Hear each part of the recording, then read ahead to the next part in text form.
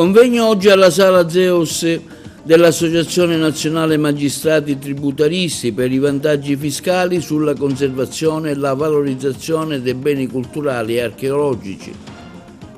Un bambino di 15 anni è precipitato dal tetto dell'ex Hotel de Temple al villaggio Mosè. A trovarlo un senza tetto che ha avvisato le forze dell'ordine, disposto il sequestro dell'area per le indagini. Arrestato dai carabinieri un 41enne in stato di semilibertà che si era reso irreperibile, riportato in carcere.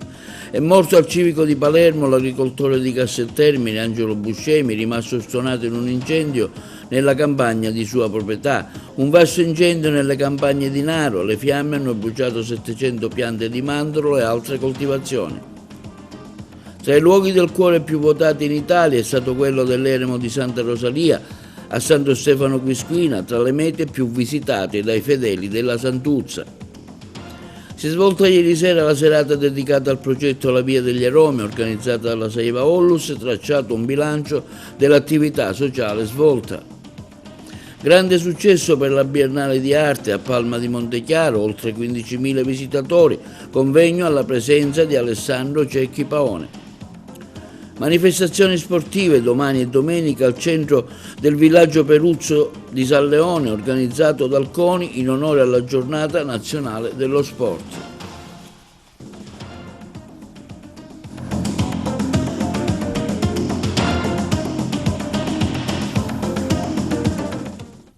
Buongiorno, benvenuti con un nuovo appuntamento di TV Notizie di oggi venerdì 13 giugno. Si è svolto stamani il convegno organizzato dall'Associazione Nazionale Magistrati Tributaristi di Agrigento su iniziativa del presidente della sezione Ignazio Gennaro. Il tema trattato, quello del patrimonio culturale e archeologico, strategie fiscali di vantaggio per la conservazione e lo sviluppo sostenibile. Le interviste.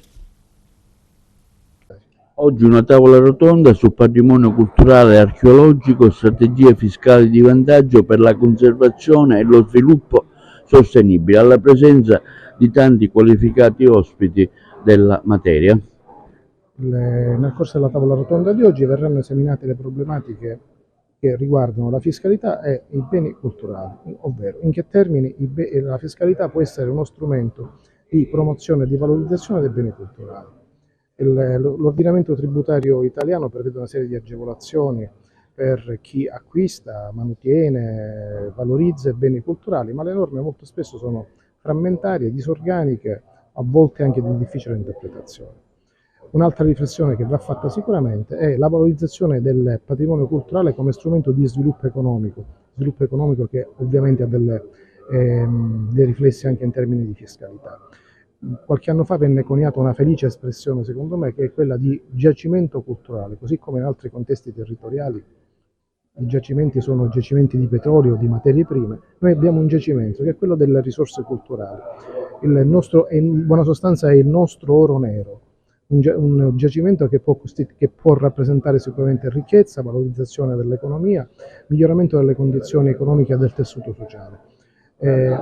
Per questo chiaramente occorrono investimenti e anche una oculata politica di valorizzazione. Si pensi che in termini di indotto i beni culturali nel complesso danno lavoro a 1.550.000 unità, che nel contesto del valore aggiunto dei beni culturali il Piemonte e la Lombardia rispettivamente hanno il 6,9 e il 6,1. In Sicilia questo valore si attesta al 3,7%.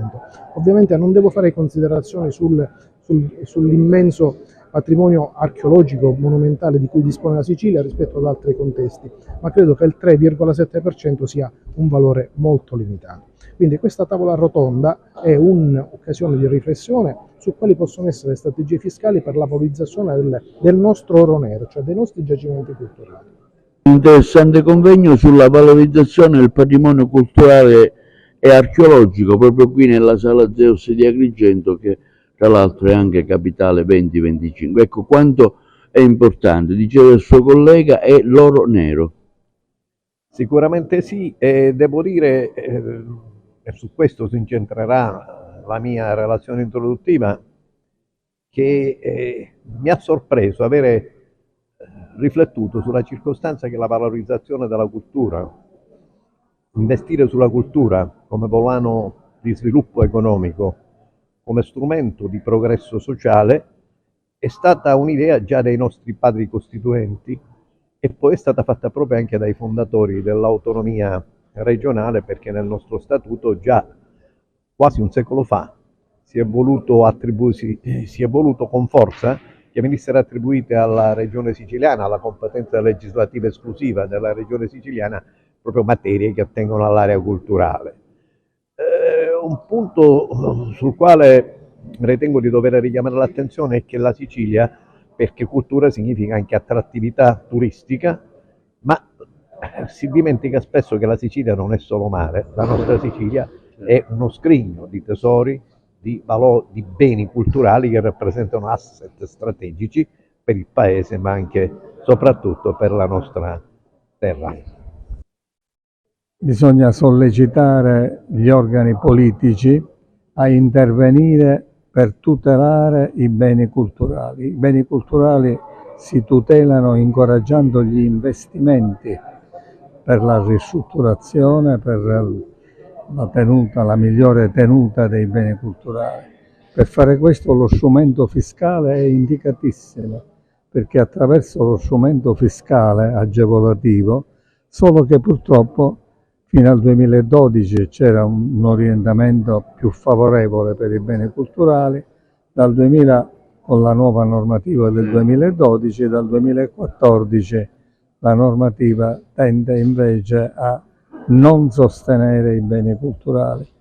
Io oggi indicherò alcuni provvedimenti che potrebbero essere adottati, evidentemente bisogna poi insistere sugli uomini politici, i parlamentari, perché possano recepire questi orientamenti.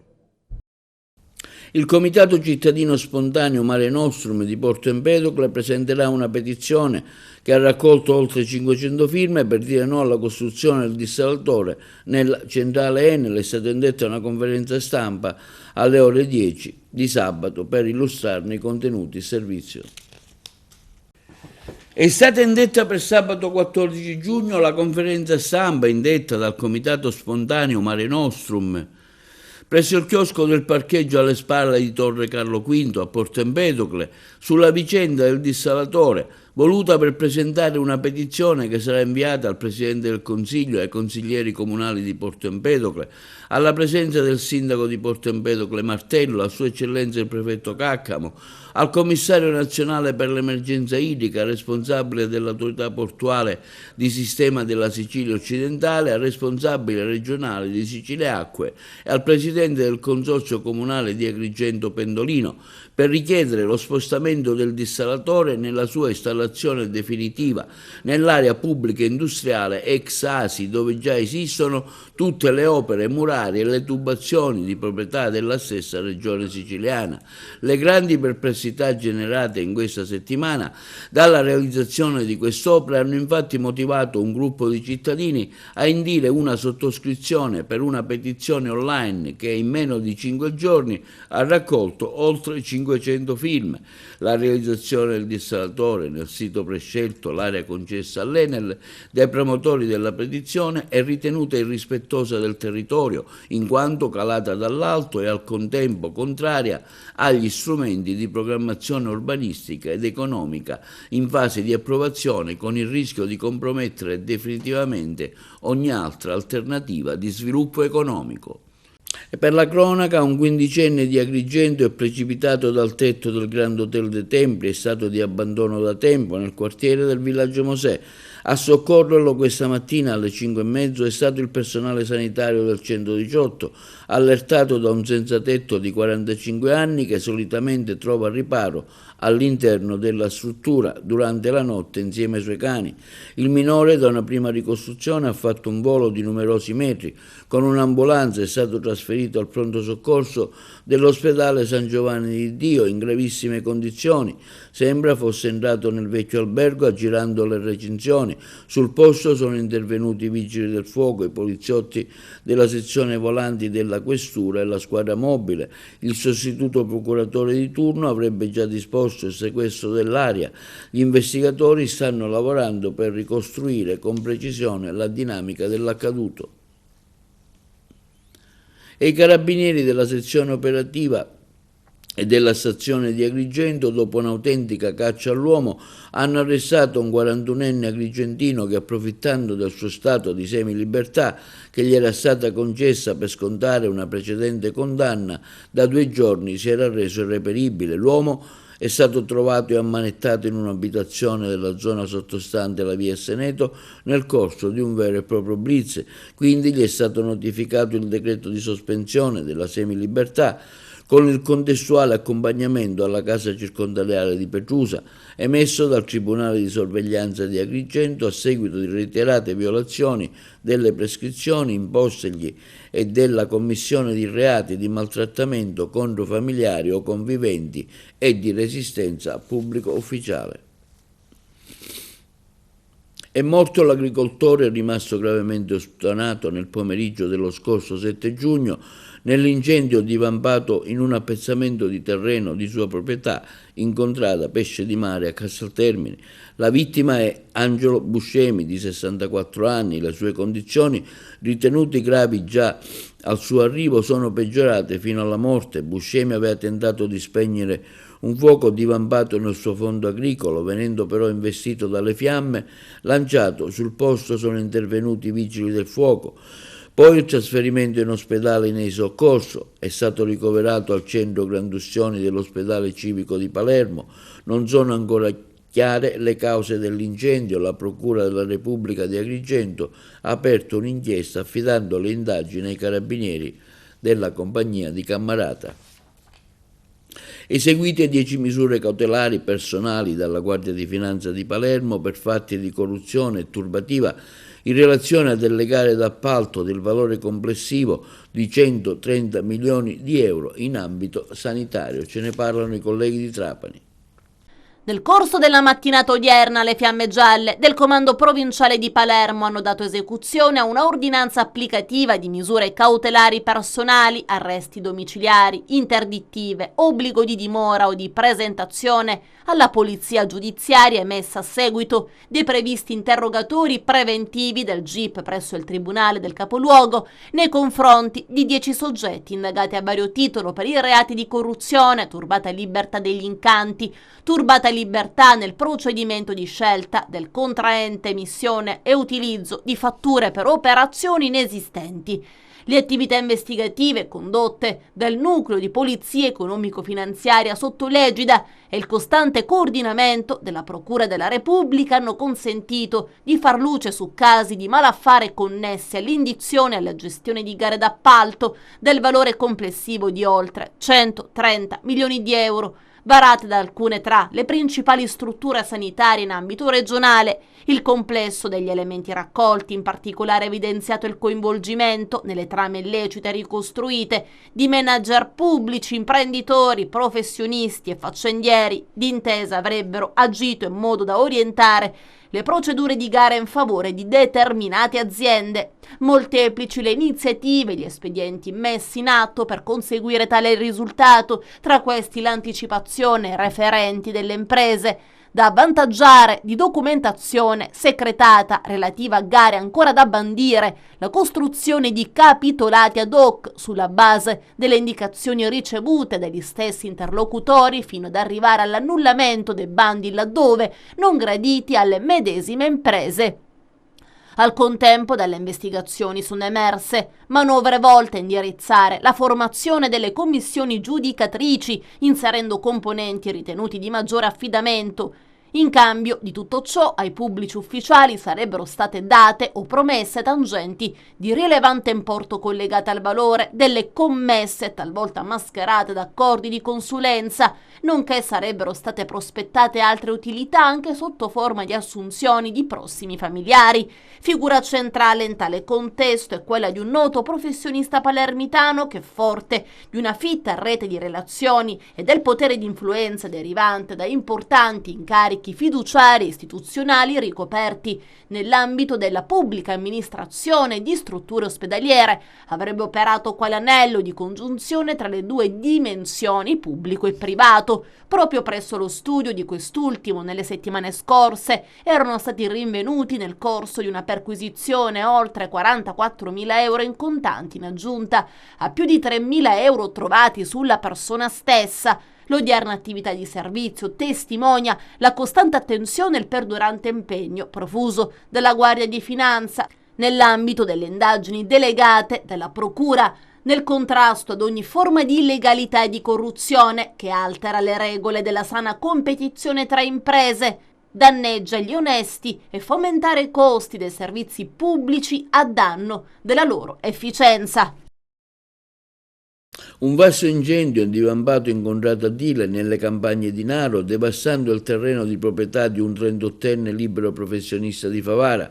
Il danno è stato ingente, in fiamme hanno reso al suolo 700 alberi di mandorlo, di ulivo, da frutto e incenerito 40 piante di viti. A fare la scoperta è stato lo stesso proprietario del terreno, a cui non è rimasto altro che denunciare l'accaduto ai carabinieri della stazione di Naro, privilegiata l'ipotesi che l'incendio sia partito da alcune sterpaglie presenti in una zona adiacente al fondo agricolo del Favarese.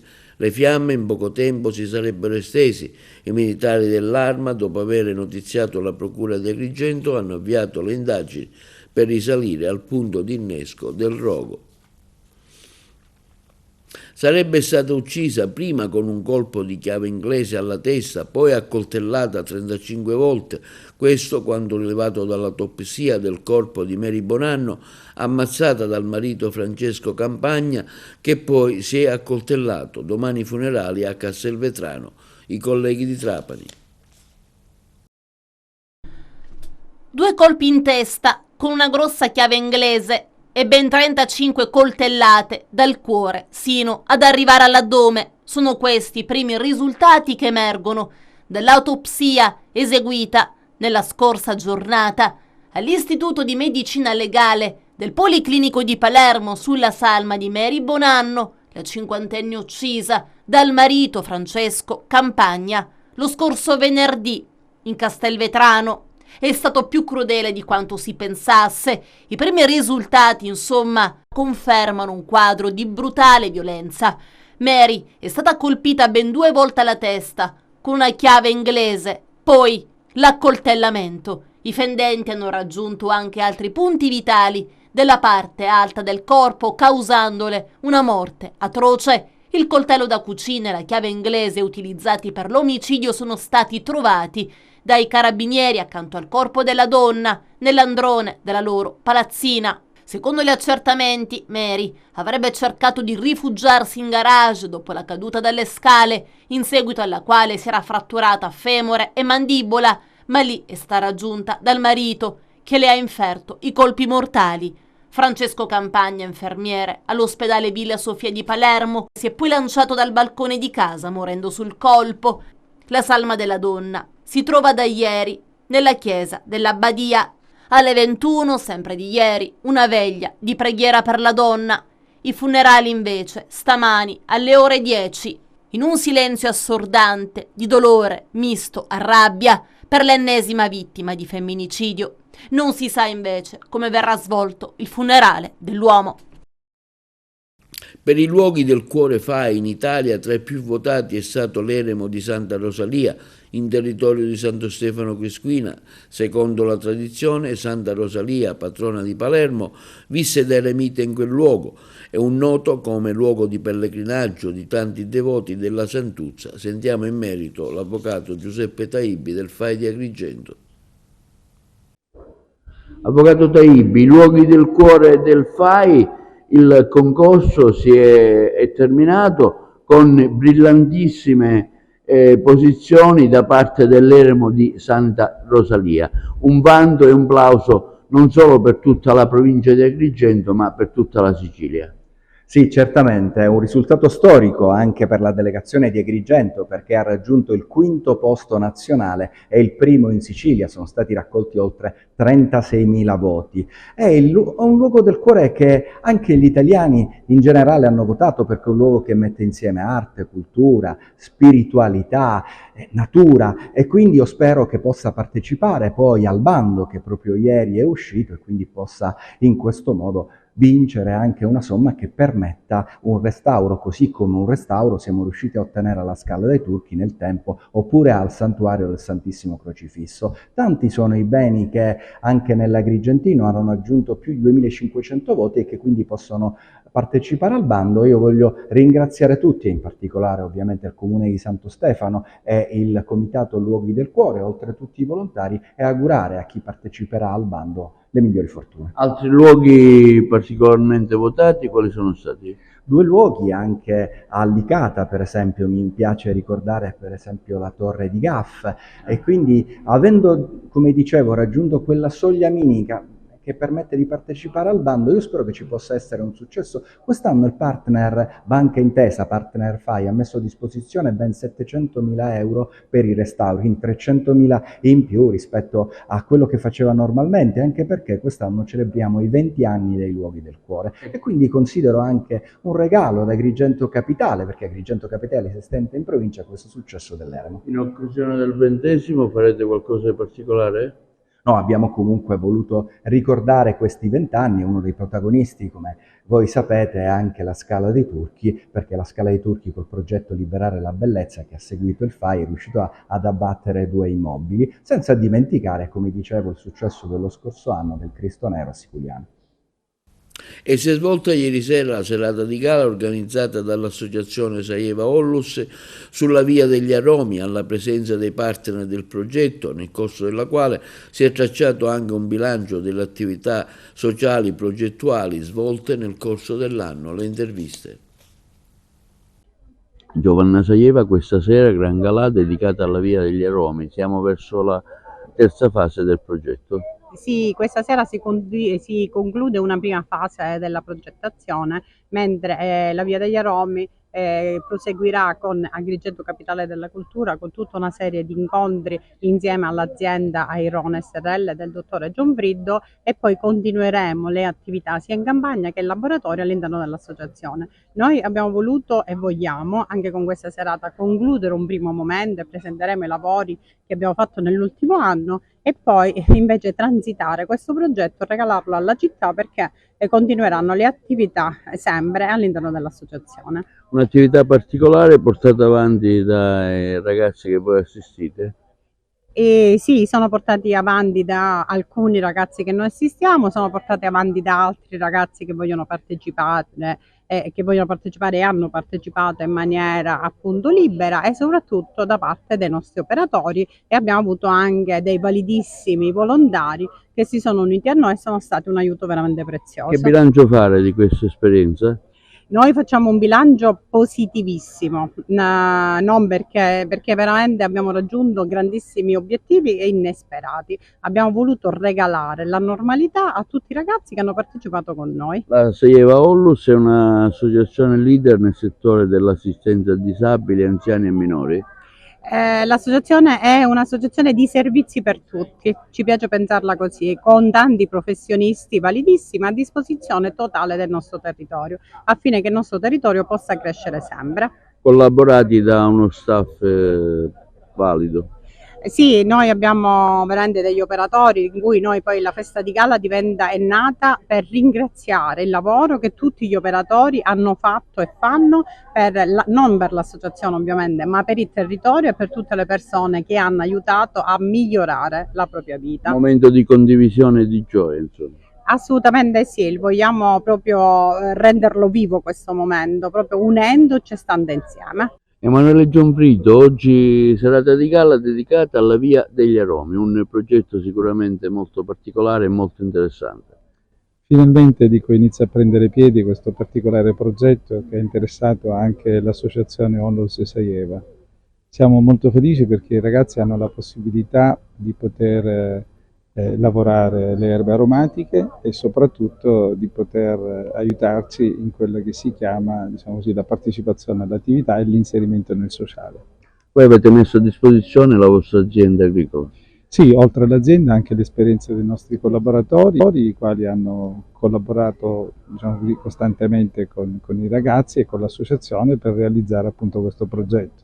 È stato un work in progress costante finché sono già ben visibili questi sentieri che in qualche modo coltivano i ragazzi ed è un piacere vederli. Ecco, come tecnico cosa avete fatto in particolare? Nella parte tecnica, considerato che la nostra è un'azienda agroecologica, diciamo, ha preso tutte le erbe aromatiche già selezionate e piantate con il vecchio sistema, cioè con piccole piantagioni di fichi d'India sotto, insomma, per creare una resistenza alla siccità dell'acqua e quindi abbiamo dato, diciamo, un metodo alla coltivazione e ci aspettiamo tendenzialmente dei buoni frutti e quindi, diciamo, una buona raccolta di queste erbe aromatiche nel tempo che seguirà. Quindi da qui la serata, diciamo, per condividere un po' questi momenti.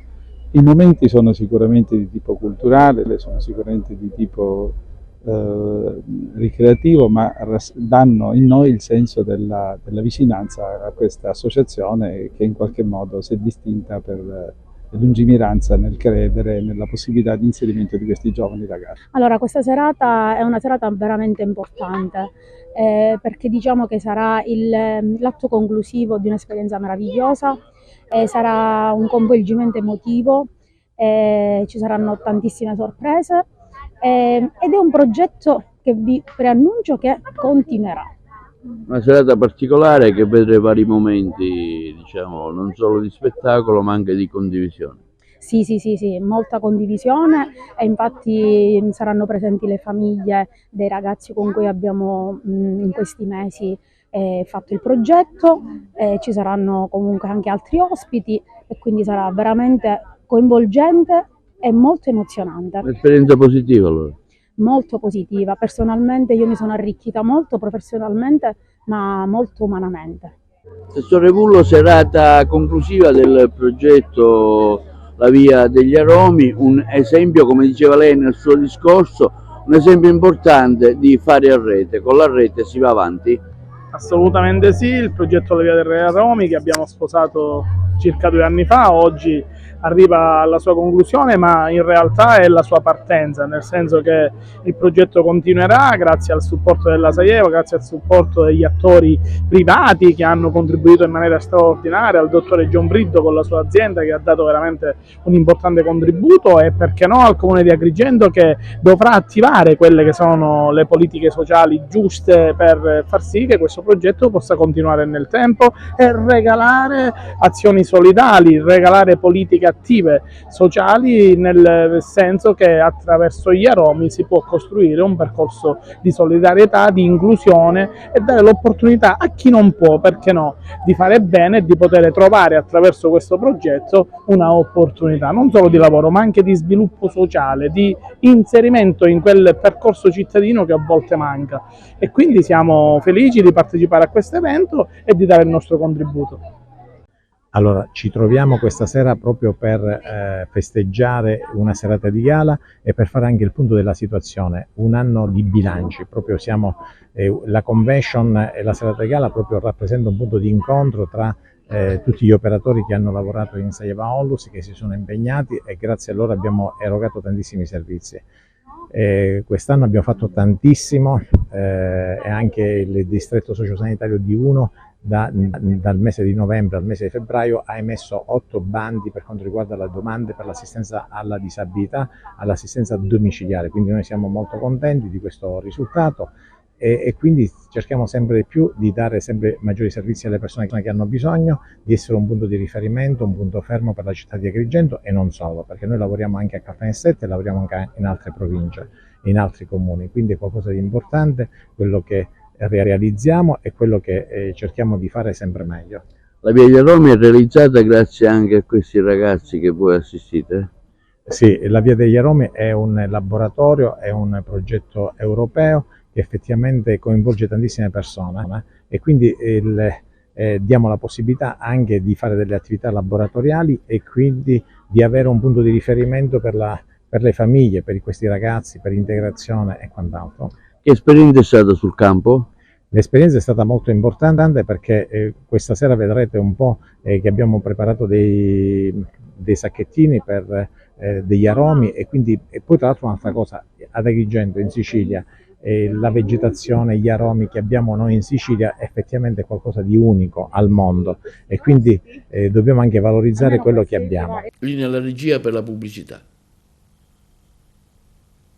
E si è conclusa a Palma di Montechiaro la seconda edizione della Biennale del Gattopardo, che ha registrato quest'anno la cifra record di oltre 15.000 ingressi, con visitatori provenienti da tutta Italia. A conclusione dell'evento si è svolto un convegno Arte, Cultura, può esistere l'uno senza l'altro, che ha visto anche la presenza del noto giornalista televisivo Alessandro Cecchi Paone e il sindaco della città Stefano Castellino. Le interviste.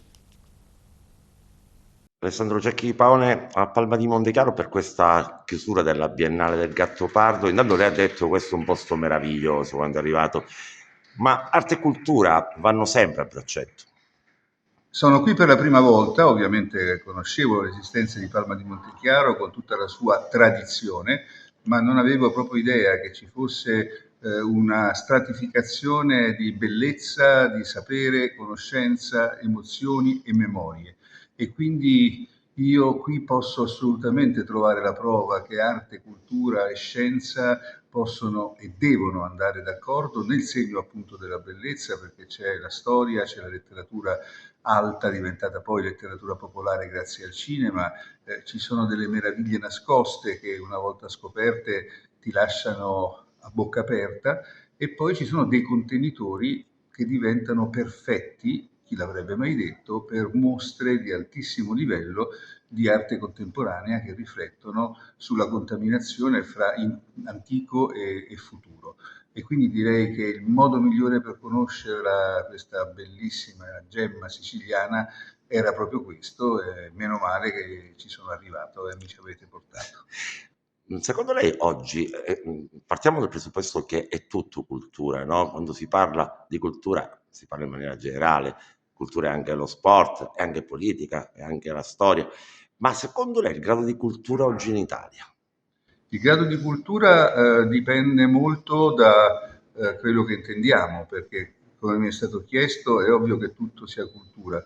A me interessa la cultura che si sedimenta e crea una crescita individuale e collettiva in termini di arricchimento, di informazioni e di formazione.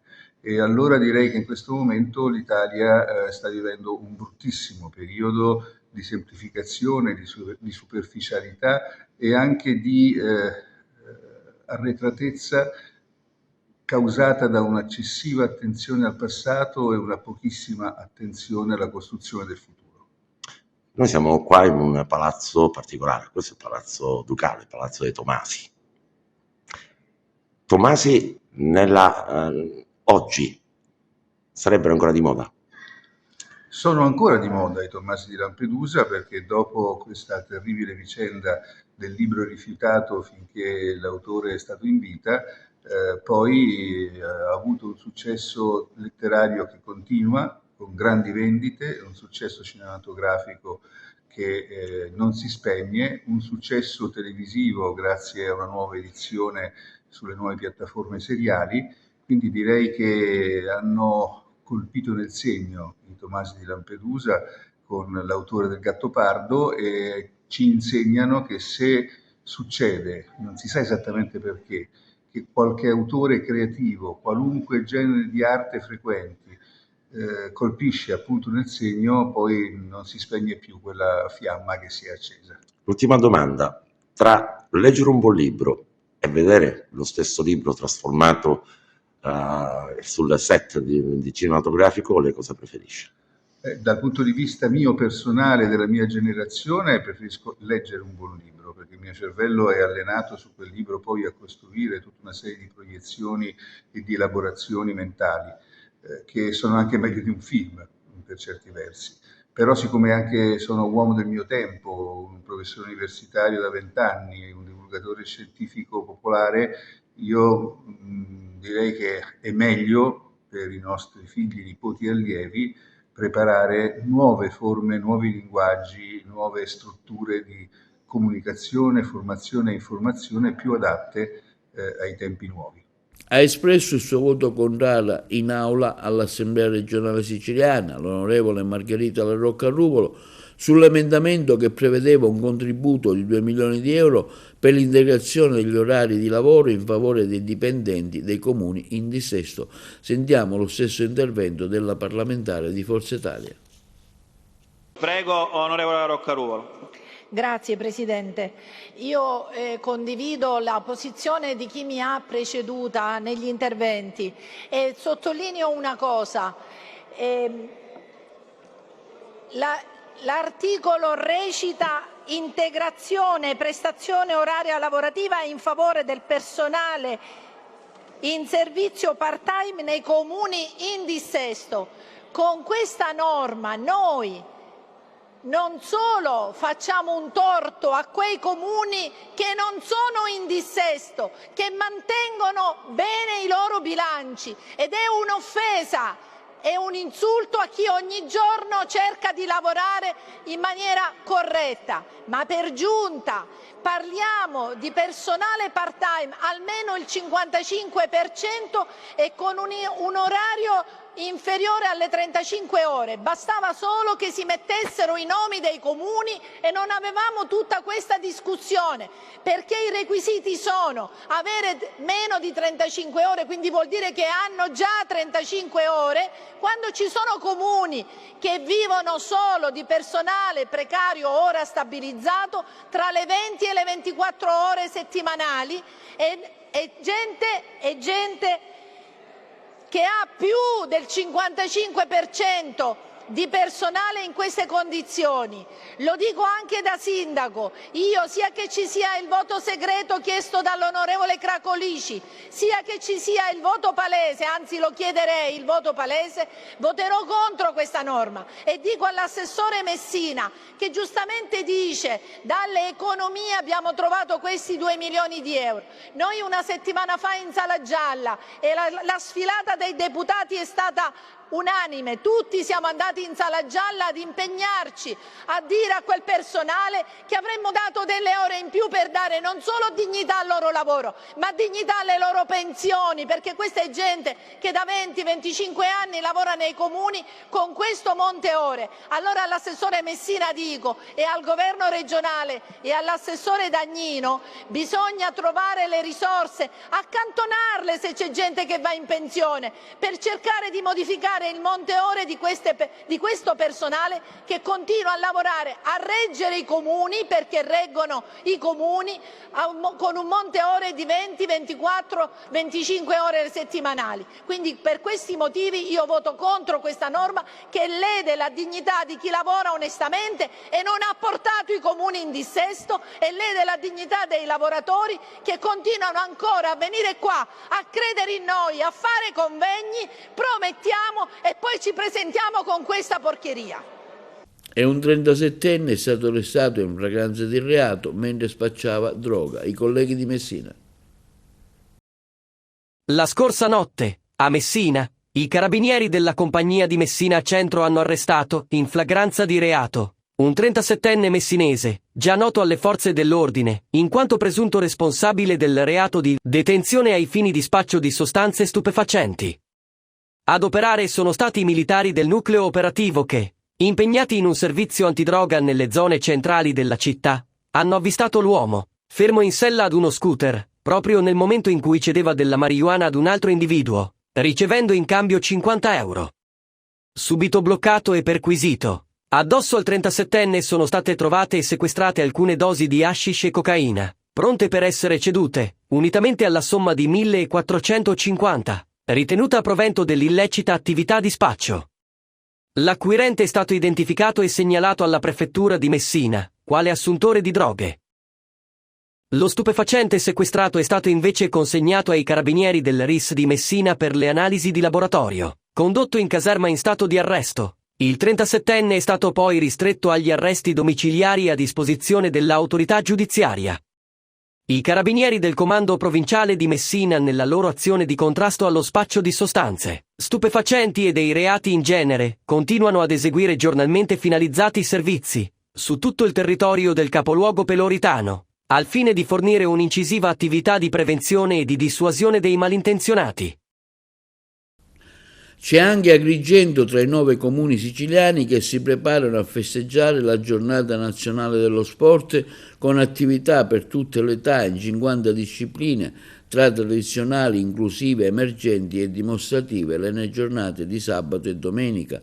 Ad Agrigento l'evento si svolgerà nel centro polivalente del villaggio Peruzzo, spazio ad arti marziali, baseball, ciclismo, ginnastica, pallavolo, pesistica, rugby, tennis, pallacanestro. Domenica sarà presente anche la campionessa italiana di Kumite, Emma Colletti, che con Santo Tirinnetta e Mazzeo Platania è stata selezionata dal Comitato Olimpico Nazionale Italiano come testimonial del movimento sportivo agrigentino. Sarà una degli ultimi 3 tedofori portatori della fiaccola olimpica di Milano Cortina 2026 che arriverà ad Agrigento il prossimo 16 dicembre. L'evento è stato organizzato dal CONI di Agrigento, rappresentato dalla professoressa Antonella Attanasio.